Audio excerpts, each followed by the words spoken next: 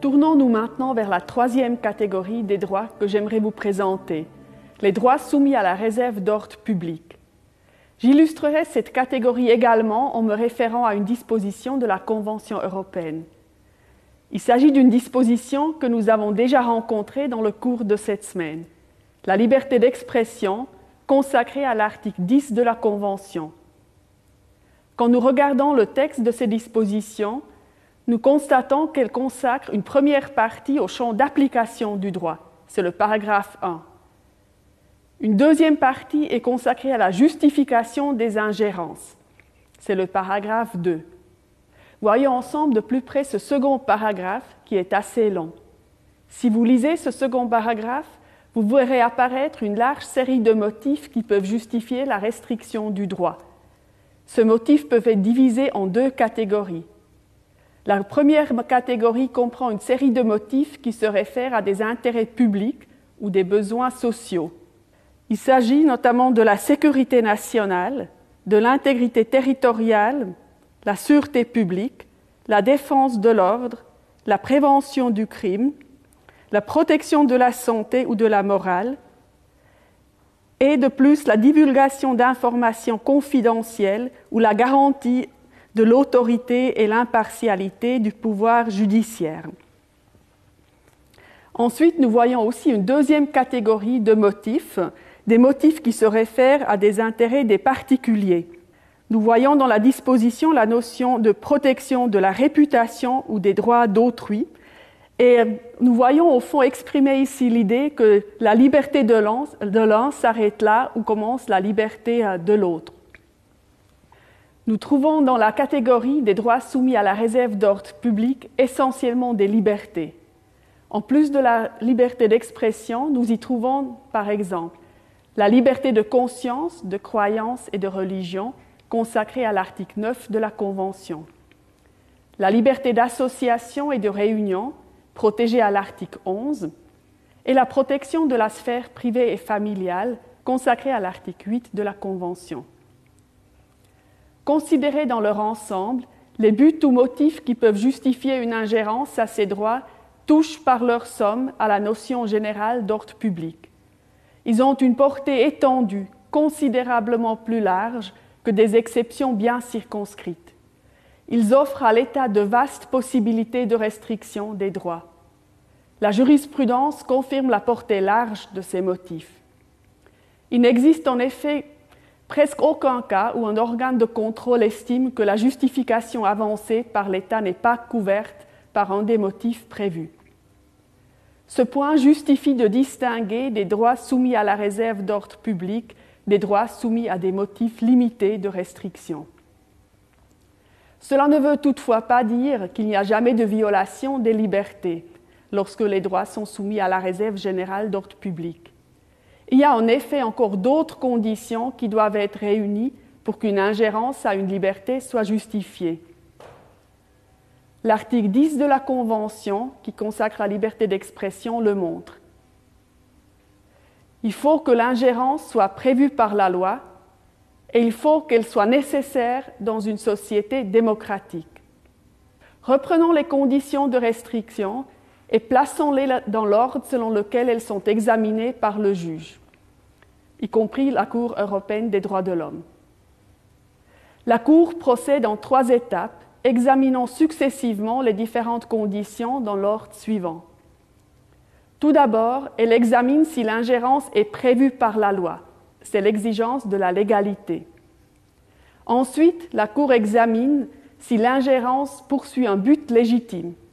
Il s'agit là de la condition que nous avons déjà examinée. Finalement, la Cour vérifie que l'ingérence est nécessaire dans une société démocratique.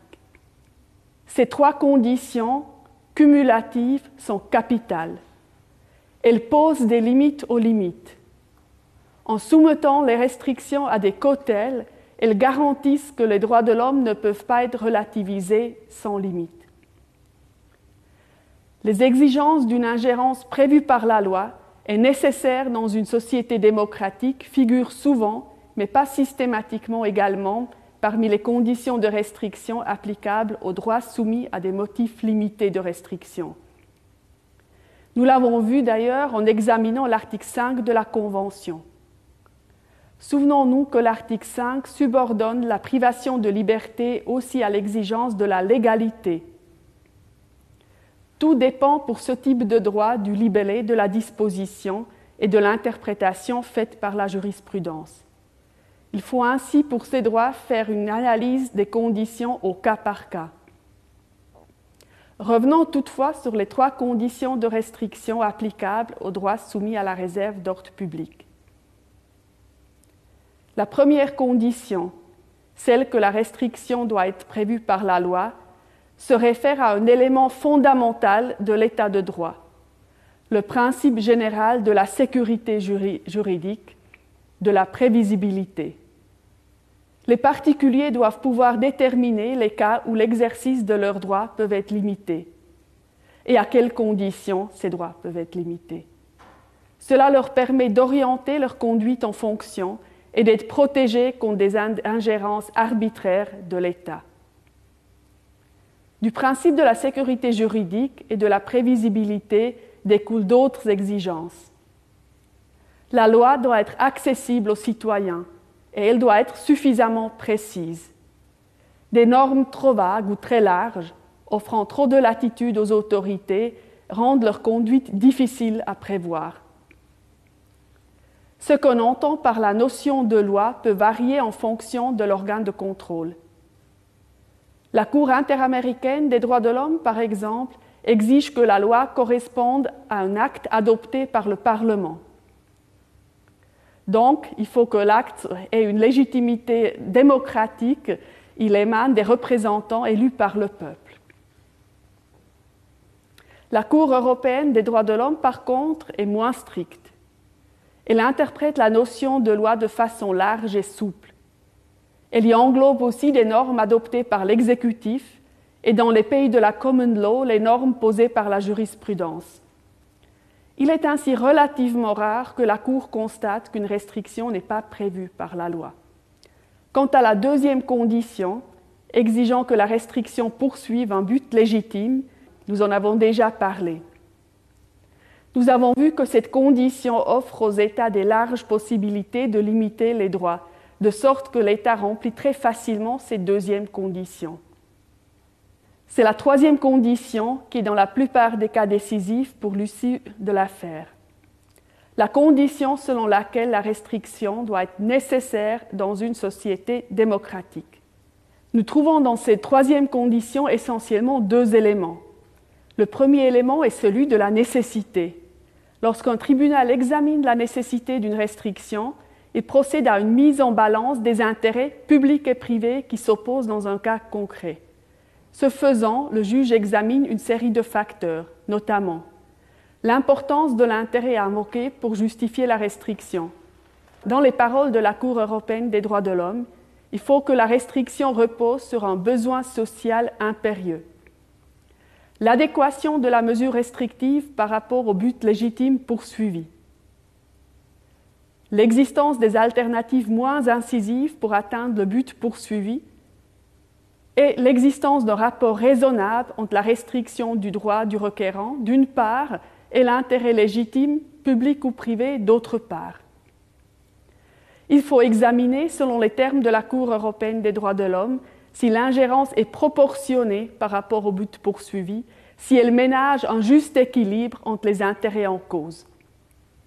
Le deuxième élément de la troisième condition de restriction est celui de la société démocratique.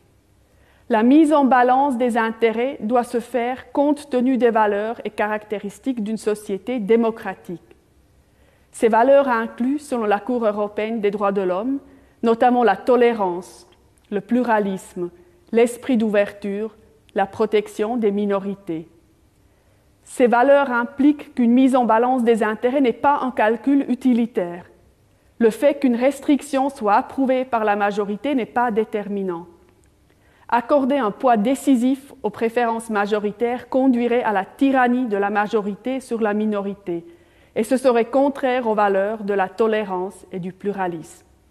La mise en balance des intérêts, compte tenu des valeurs fondamentales d'une société démocratique, est une opération complexe.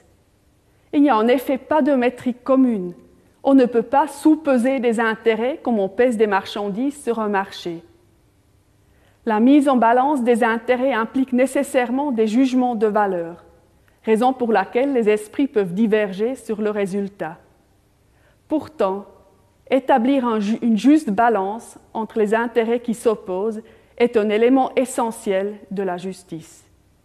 La preuve en est que la justice est symbolisée par une femme aux yeux bandés qui tient dans une main une balance.